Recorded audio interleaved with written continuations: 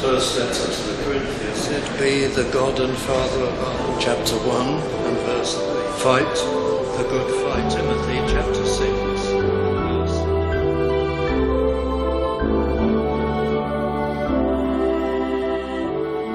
The title of what I'm going to be speaking on this evening is this: Grace in Affliction. Grace in Affliction. And we're looking at the experience of the great apostle Paul, his thorn in the flesh, and seeing the truth of those words. We see in verse 9 that the Lord spoke to him, that my grace is sufficient for thee, for my strength is made perfect in weakness. So that's the subject before us this evening. And I admit freely that what prompted me to think along these lines was the particular health situation that I had been experiencing, well, in truth, for the last 12 years or so. I know some of you dear friends here were kind enough to pray for me that the Lord might deliver me. And it still amazes me that I am fit enough and well enough to be able to stand here and minister from the Word of God again.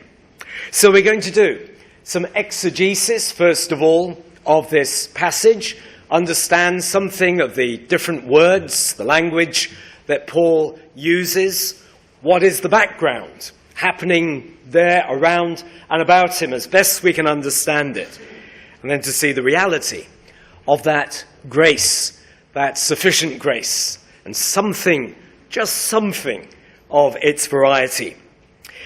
So my first heading is this: thorn in the flesh.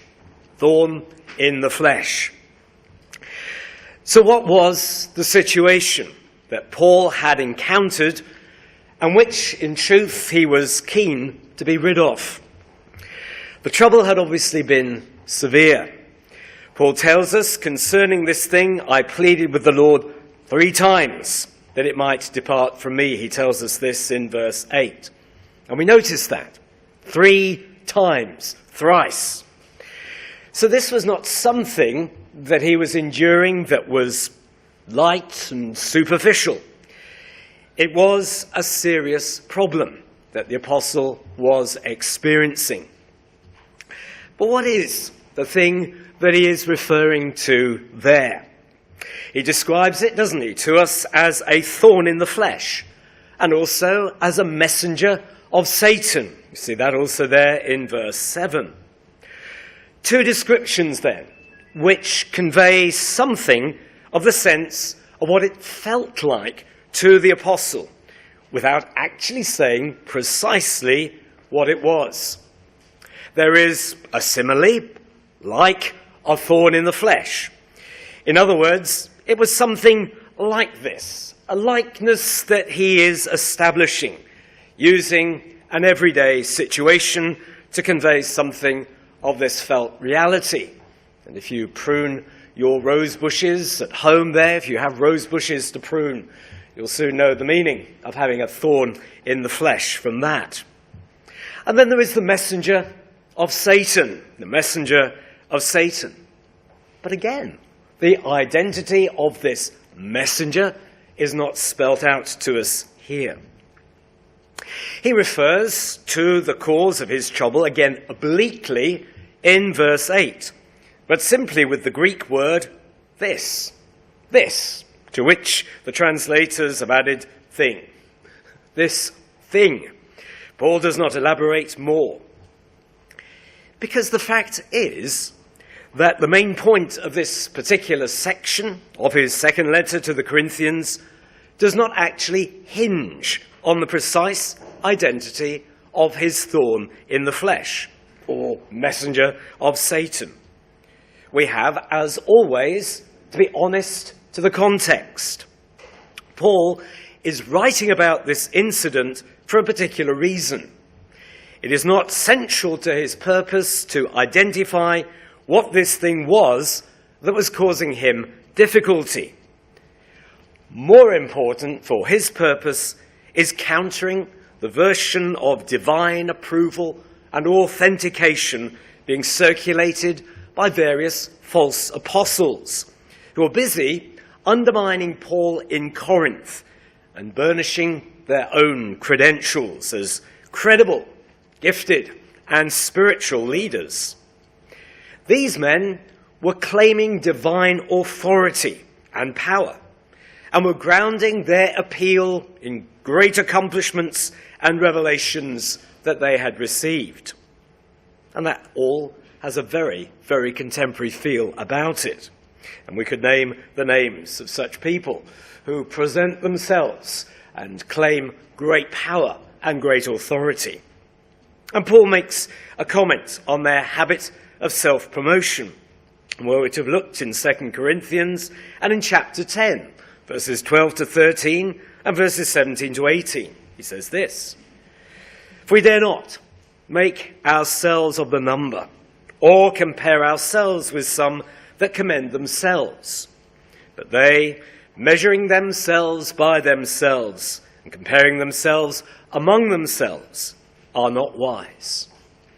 But he that glorieth, let him glory in the Lord. For not he that commendeth himself is approved, but whom the Lord commendeth." Unlike the false apostles who boasted about the things that made them look very impressive, Paul instead boasts, and we put that word in inverted commas, about the things that make him look very unimpressive. All the beatings, the shipwrecks, the dangers, the deprivations. And he rounds off the list of trials that we read earlier there in 2 Corinthians chapter 11. "If I must needs glory, I will glory of the things which concern mine infirmities." Chapter 11 and verse 30. The thorn in the flesh incident becomes a further piece of supporting evidence that the Lord does not back boastful, got it all together, supremely cool and successful individuals. The Lord works through weakness, through weakened people in their struggles and in their trials. The Lord keeps his servants in check and humbles them. He sends them frowning providences, thorns in the flesh, not celebration bouquets of roses. His strength is made perfect in weakness, as described to us there in verse 9. God's method is to communicate his gospel, his character, his ways through hindered, battling, greatly exercised individuals. The precise identity, then, of the thorn in the flesh or messenger of Satan is not strictly relevant to his purpose. Reviewing the whole section, including the thorn in the flesh, Paul concludes, verses 9 and 10, "Most gladly, therefore, will I rather glory in my infirmities, that the power of Christ may rest upon me. Therefore, I take pleasure in infirmities, in reproaches, in necessities, in persecutions, in distresses for Christ's sake. When I am weak, then am I strong." So in 2 Corinthians chapter 12, there is no person that is named, nor group of people, nor a specific condition. But if Paul is not giving us a precise identity, the effect of the thorn is, however, fairly obvious.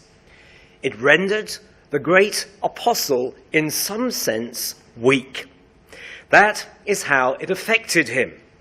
The word, asthenia, refers to being strengthless or suffering some infirmity. And that is perhaps a clue, maybe, to the nature of the affliction. For we are in good company if we reckon it was a physical impairment, rather than something by way, for example, of overt persecution by someone. It looks more likely Paul is referring obliquely to a physical complaint or malady that was impairing his ability to do the work that the Lord had called him to do. Paul, remember, is the man who said in a previous communication to the church in Corinth these things, 1 Corinthians Chapter 9, verse 16, "For though I preach the gospel, I have nothing to glory of, for necessity is laid upon me.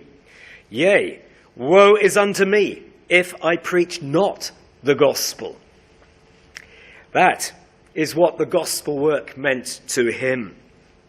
From this, it's very easy to understand why Paul prayed with such urgency for deliverance from this weakening and hindering condition. So retracing our steps a little, from what we are seeing here, can we get a little nearer to specifying what the precise nature of this hindrance might have been? Well, we can only in one sense speculate, but many think that it runs like this.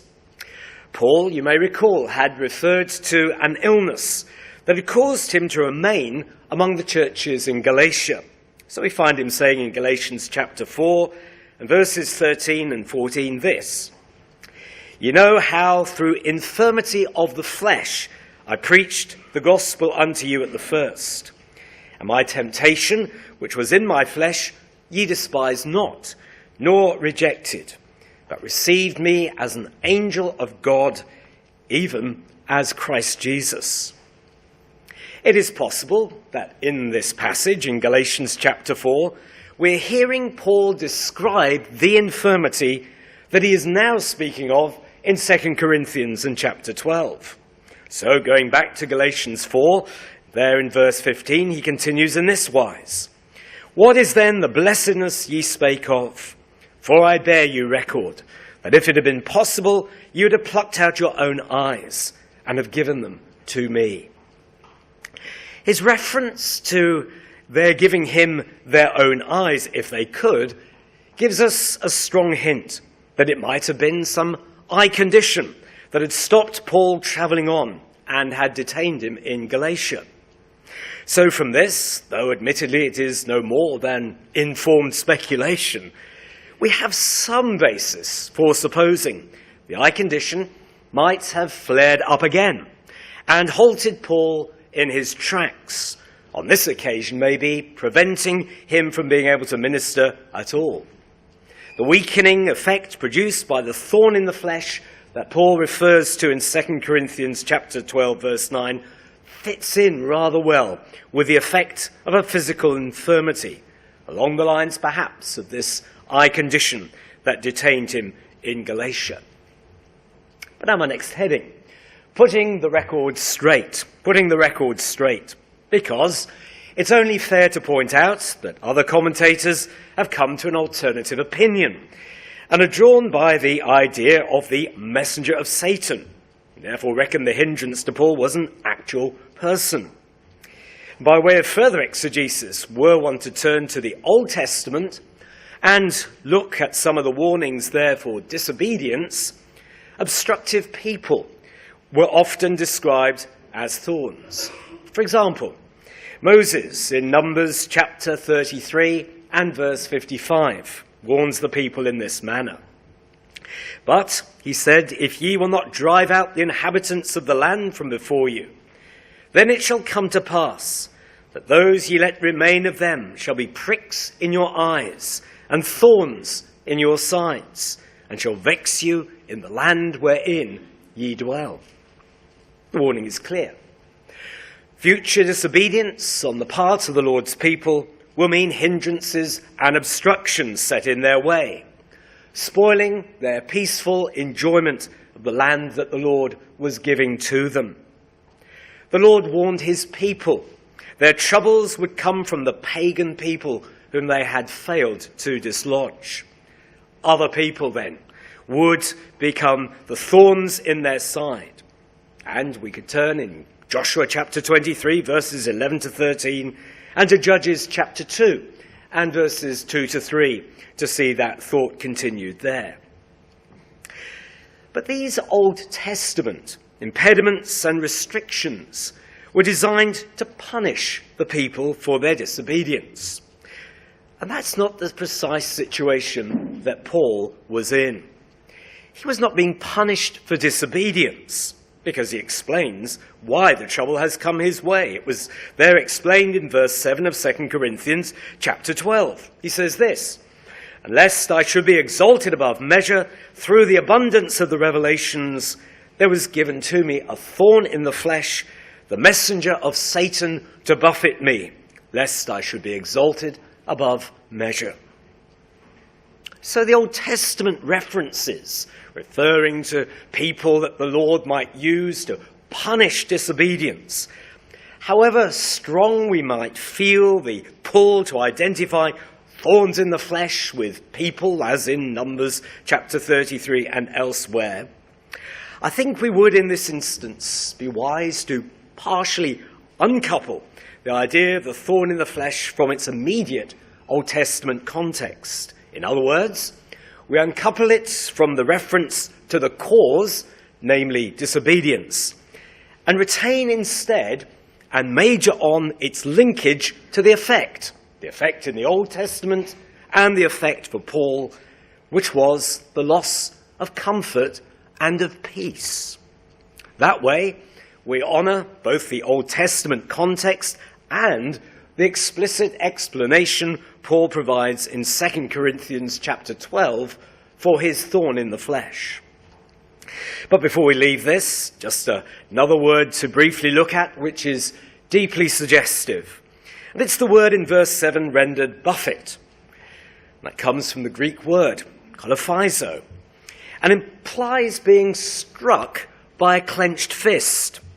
It is a blow to the body or to the head that has the effect of somewhat concentrating the mind and completely distracting you from the task at hand. We can imagine Paul facing some illness that is overwhelming, that simply cannot be ignored, and which puts everything out of joint, all plans, all the work that he had hoped to achieve. So what then are some of the lessons we can learn that piece of exegesis done? So now my next heading, ups and downs. Ups and downs. Now one key distinction that we could make to identify those situations that we might encounter as Christians, and those that we might also understand somewhat differently simply because we are part and parcel of the human race. There's a distinction perhaps that we can make there. There are lots of afflictions, incidents, or conditions that believers and non-believers alike face. The sun shines and the rain falls on both camps. And so anything that comes by way of the weather is indiscriminate. Christians' homes, and I see also here churches, can get flooded. And those belonging to non-Christians and Christians fare likewise. High winds topple down trees on the properties of blasphemers and lovers of God. Droughts wreck the harvests of the godly and the ungodly. Or take machinery and equipment. Computers crash, trains are delayed, flights are cancelled, appointments are missed due to malfunctioning cars, and this is so for all humanity. Christians are not, especially, singled out for bad or good treatment in many regards. And what then of our health? Well, indeed, sicknesses come in equal measure to Christians and non-Christians alike. Sicknesses can be very indiscriminate. They affect the bodies and minds of Christians and non-Christians. And the same goes for various conditions. Chronic conditions, untreatable conditions. These are the lot of all humanity. And the same goes for accidents. Christians can sometimes think that only they have these kinds of things happen to them. But a trip to the local hospital or the doctor's surgery should dispel that notion. Paul called his thorn in the flesh a messenger of Satan. And the devil does try to employ our more everyday trials to put negative thoughts in our minds, such as to make us doubt even our spiritual state. Grace is especially given to us to counter those suggestions. For church history tells us that some of the choicest saints have endured painful conditions that are the lot of all mankind. The great C.H. Spurgeon springs to mind in that category. But what are we to think about those situations, the ones that we share with non-Christians, which are the lots of humanity? How do we deal with them? Do we panic or grumble or emit some unbelieving nonsense about this would happen to me? Do we cope better or worse than the world does in dealing with these issues? After all, it is the same for everyone else. And herein is the challenge. How do we as people who have the Lord for us and with us come through these more everyday matters? Do we present something different to the unbelieving world in how we deal with these afflictions and difficulties? Or are we worse than unbelievers? More bad-tempered, more angry and complaining, more ready to argue and find someone or something to blame? Do we meet adverse circumstances with faith and hope and courage? Ideally, non-Christians should be able to detect something special because we have a well-grounded hope of eternal life. We have God for us and promising to be with us at every point. We will have his help wherever we turn. And knowing that should show in how we live our lives in this fallen world, where accidents will happen, calamities will befall us or those we love, and where death is still, barring the imminent return of Christ, going to be something each of us in turn is going to have to face. The promise to Paul was, "My grace is sufficient for thee." And we are to believe this. And, really, the thought is to master us precisely when things are going awry. Sometimes, yes, it can be very evident why the Lord is bringing a particular trouble upon us. The Lord might bring a challenge in an area of known weakness and difficulty. We might have had a comfortable ride, and it's time to toughen up, or toughen up some more. Trials and afflictions may have some striking and some very personal aspect to them, something that takes us maybe back to a point in our lives where we failed previously, and where now we are invited to seek the Lord's help and improve on our past performance. The variety of lessons and the grace that accompanies these is endless. So now my next heading, Christian troubles. Christian troubles. There are also hardships and troubles that are the especial lot of Christians. Here we may think persecution or trial is the word that springs more readily to mind than maybe affliction. Man-made troubles, devil-inspired trials, things like persecution, where Christians are the object of attack, discrimination, ridicule, legal action, false accusation. These may arise because of the gracious and stand-out behavior that Christians show. Our conduct should, and often does, attract attention because it is different to the unbeliever. People often may be very happy to have trustworthy, reliable, honest, hard-working people as part of their organization, workplace, or school. Employers do not usually grumble if their employees turn up on time, work hard, do not steal from the company, and are obliging and friendly. Teachers do not normally grumble if children are well-behaved and conscientious. But those with less of a stake in the success of the organization or institution may not see it the same way. Those on the shop floor or in the classroom or at the desk next door may not be so impressed. Our behavior might be a standing rebuke to them. Their attitudes may be slovenly and lackluster in how they go about their work. They may be stealing from the company, fiddling their expenses, exaggerating their output, or engaged in some morally dubious operation. The last thing they want is their sin being reproved by someone with standards totally out of sympathy with their own. So, for these and many other reasons, we as Christians may be open to being attacked verbally, physically, emotionally, and in a host of other ways. And that is before we've even opened our mouths.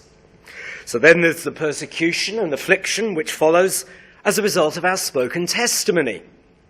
Perhaps we explained to somebody the way of the gospel, or gave a tract or Bible to do the talking for us. We might have given somebody a booklet explaining six-day creation, or given a calm, reasoned defense of traditional marriage. Open-air preaching and Christians operating their businesses according to their Christian moral convictions have all had difficulties thrust upon them in recent years. This is trouble that is confined to being a Christian. These troubles, trials and afflictions which come in various packages, these are the kind that come to us particularly and distinctly because we're believers. And in a way we can understand those kinds of afflictions and trials better, maybe. They come as a reaction there of the sinful world against us, a sinful world that is under the sway of the evil one. Peter remarks about the lust, lewdness, drunkenness that was part of the Christian's pre-conversion life. And then he comments on the reaction of the world. 1 Peter chapter 4 and verse 4.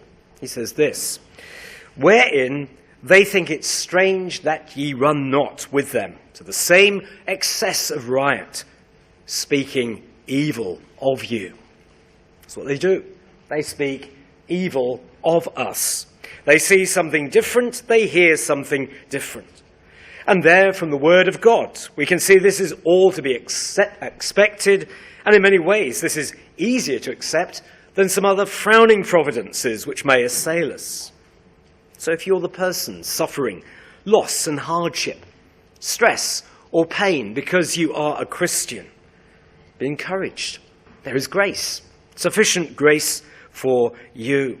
Be the source of trouble a family member, a neighbour, a work colleague. Your trials are known to the Lord. This is the path, of course, that the Lord himself has already walked. You have the consolation of knowing the Lord's special provision and mercy. So we might say that they are not unkind or glib words that the Apostle Peter speaks, again in 1 Peter chapter 4 and verses 12 to 13, when he says this, "Beloved, think it not strange concerning the fiery trial which is to try you, as though some strange thing happened unto you. But rejoice, inasmuch as ye are partakers of Christ's sufferings, that when his glory shall be revealed, ye may be glad also with exceeding joy." So grace is given to us, in part here, to give us a biblical perspective, so that we can identify ourselves within a passage such as 1 Peter chapter 4. It's given so that we can live out what we read in the Bible. Well, now my next heading, grace in all its variety. Grace in all its variety. When the Lord promised Paul that his grace would be sufficient for him, well, the Lord promised good to his servant. Grace here is to be thought perhaps as the action of God toward his people, especially in regard to work that he will do in the soul of the saint. It covers virtually everything that the Lord might do for us and in us. One of the things he brings to us is knowledge and understanding. Afflictions, you see, are intended for our good. We're going to always finish ahead, not behind. We have an expectation that this will all lead somewhere, despite the feeling we might have of being delayed or slowed down or hindered. In the end, there is no loss, only gain, and that is what sufficient grace will ensure. So we need to be alert to all the possible ways the Lord might be dealing with us as we endure an affliction or a trial. It's a time for heightened spiritual discernment and sensitivity, and certainly not a time to go absent without leave. That is why it is important to pray during our afflictions and trials. Paul did, thrice, urgently, pleading, and so must we. By prayer, we may well be meaning something less than we would usually be capable of, say, in times of good health and stability. When we're not so well, carefully ordered thoughts or logical progress in our petitions might have to take second place. In my own situation, it was sometimes very hard work to be able to concentrate, knowing that you're about to be suddenly convulsed with an electric shock-like pain at any moment, or indeed to string too many coherent thoughts together when in that phase of pain when it would just pulse without stopping. And many of you, I'm sure, will be familiar of situations like that, either for yourself or those that you love. It can, in truth, be very grueling and very exhausting. But it's important to stay in an attitude of prayer.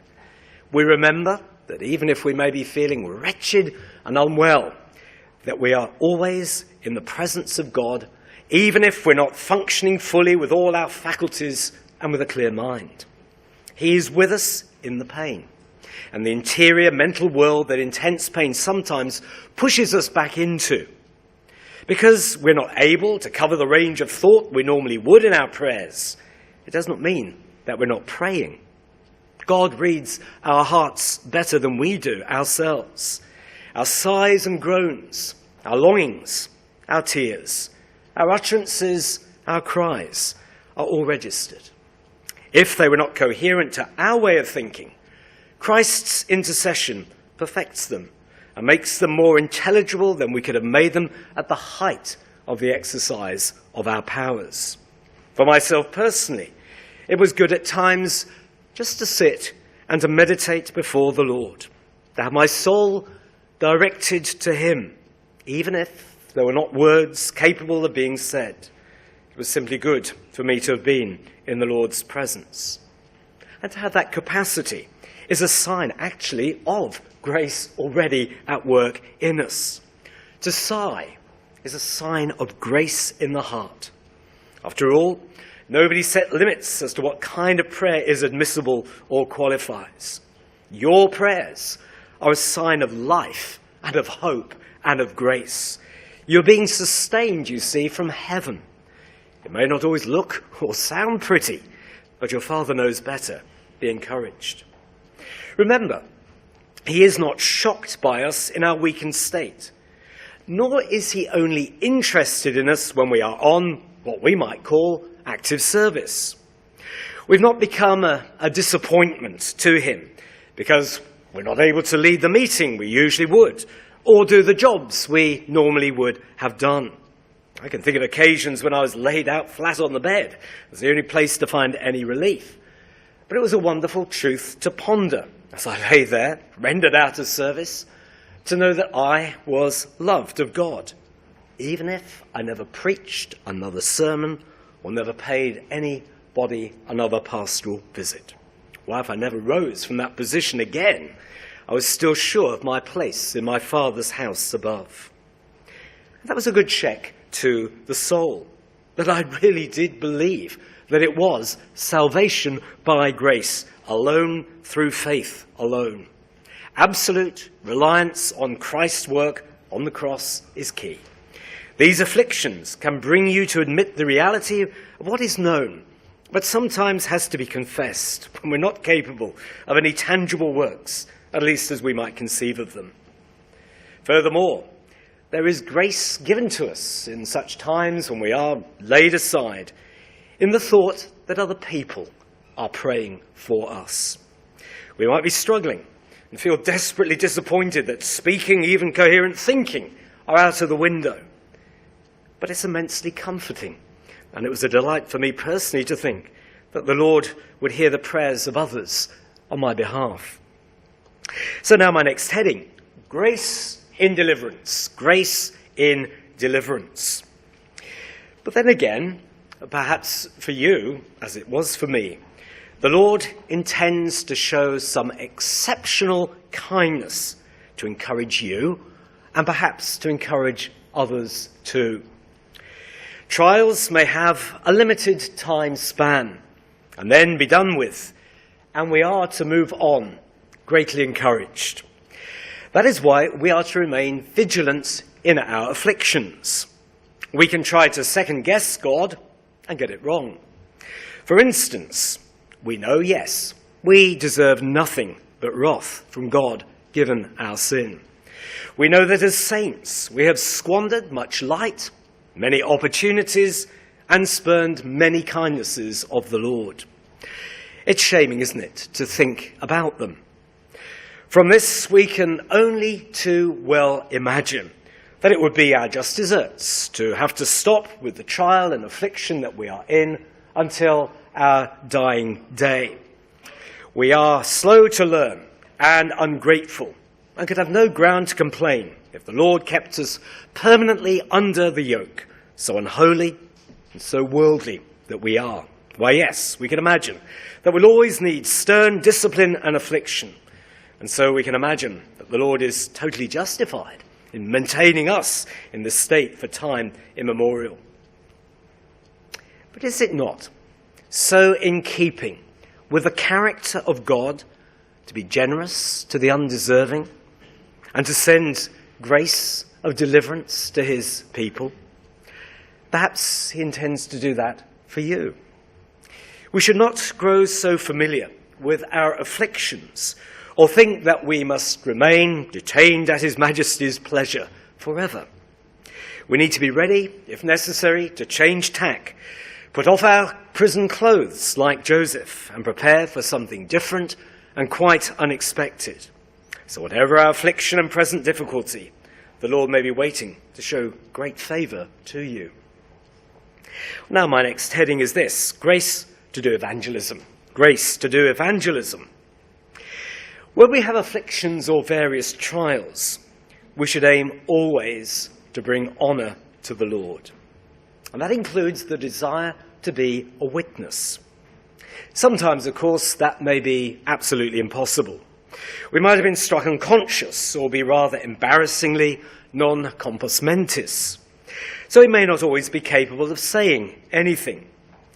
There are times, too, when we might not feel like saying anything. We simply do not know what to say. We might have been brought very low, had steep challenges to our faith, be not quite able to trust ourselves to open our mouths. So there are plenty of provisos. But we must not look for too many excuses or ways out.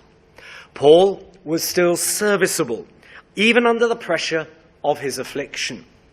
The promise of sufficient grace was right there, right then. It might not have been the work of gospel ministry that was of the regular kind. No pulpit, perhaps, or public meeting. Instead, there might have been fresh and utterly novel situations to witness that presented themselves to him because of his affliction. And it might be the same for us as well. For example, do not look at doctors and nursing staff, if you have some condition or illness, as a nuisance, or as if they are deliberately there to spoil your day, interfere with you, cause you trouble. You should look to adorn the gospel by how you speak to those people that you might meet doing their work on our behalf. We should seek to move beyond our particular concern or need and think of theirs instead. What sort of a day are they having? What are the pressures the doctors, nursing staff have brought with them as they begin their duty? What's their home life like that they have come away from in order to start their work on the ward? Ask them questions. Show you care about them, that you appreciate them, which I hope we genuinely do. Pray for opportunities to share some gospel truth. Kind people from the caring professions often, when we are needy and vulnerable, ask us questions. Who are we? What do we do? What are our interests? And so we should seek to say something helpful about the Lord what he means to us, what the direction of our life is. And especially if we're facing death, what then? Perhaps we'll be able, with God's grace, to surprise people with how we deal with that prospect. Does it hold the same terror for us as for some other non-Christian people who might have passed by that way? So we should look to say something about eternity, about where our treasure is. Another heading, grace, the death of pride. Grace, the death of pride. God's promise that he'll be with us in our afflictions also means the death knell for sin. Grace in the midst of suffering helps to promote holiness and bring destruction to its opposite, sin.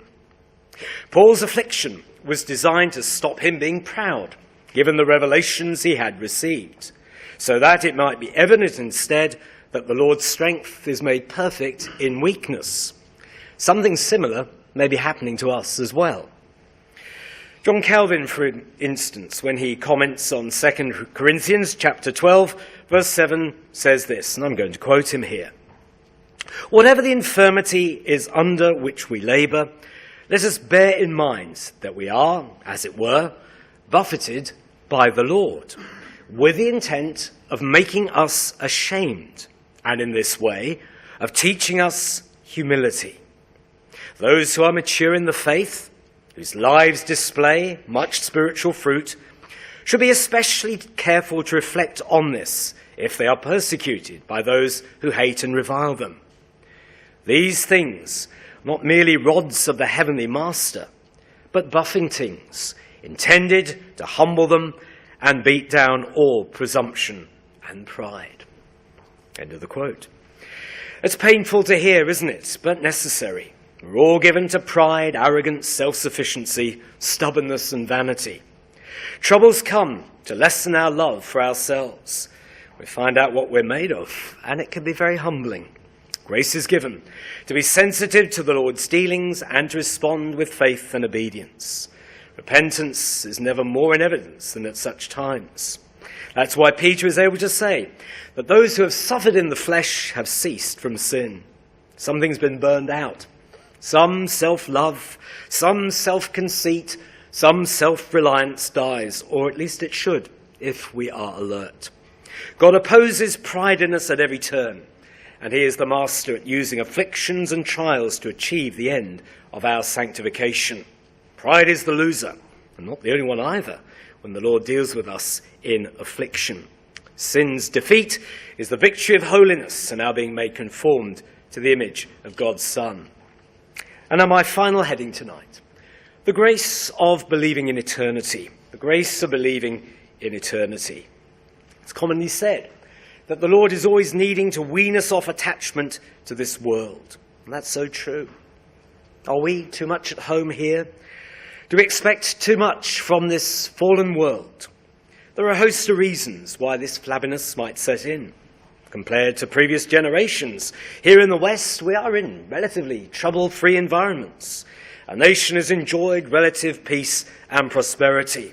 Amazing medications, procedures that prolong life, reduce pain, and rectify a host of conditions that simply could not be cured in a bygone age. Political parties compete to manage our lives better, cushion us from economic harm, look after our bodies more efficiently, defend us from our nation's enemies, educate us better, and so forth.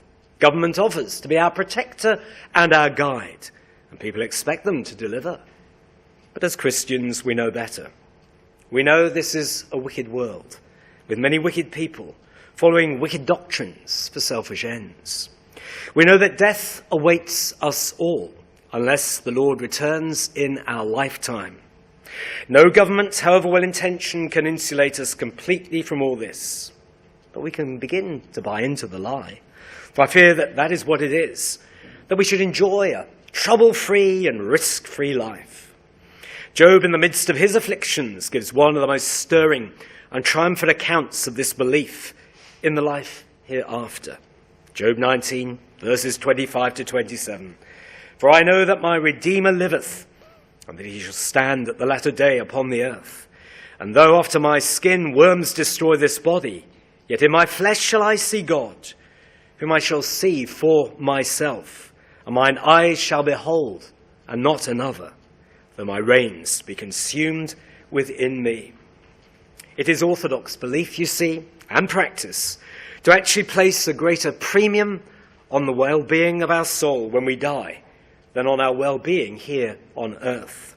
In other words, we are a heavenly-minded people, and it should show in how we talk about death and this life.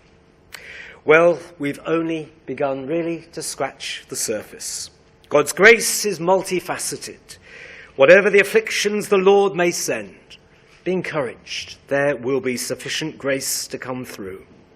If we're in the midst of some shaking or sifting, be attentive, be patient, be humble. The Lord may have some valuable lessons for us, just as he did for Paul with his thorn in the flesh.